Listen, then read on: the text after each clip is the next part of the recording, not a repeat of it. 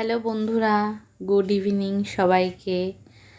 আজকে জানো তো সারা দুপুর ঘুম হয়নি। আজকে শুলাম কিন্তু শুয়ে শুয়ে ফোনই ঘেটেছি, একটুও ঘুম হয়নি। ওই জন্য 4:45 এখন ঘড়িতে 5টা বাজতে 1 মিনিট বাকি, 4:45 সময় উঠে গেছি।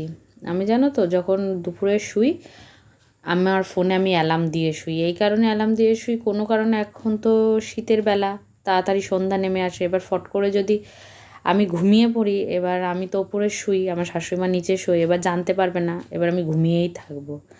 আর আমার হাজবেন্ড তো সেই বাড়ি আস্তে আস্তে 5:30 5:45 বাজে। এবার আমাকে যেহেতু সন্ধ্যাবেলা আমি সন্ধ্যা দিই, এবার বউ মানুষ তাড়াতাড়ি তো উঠতেই হবে, না তো এমনি সময় আমার শ্বশুরই সন্ধ্যা দেয়।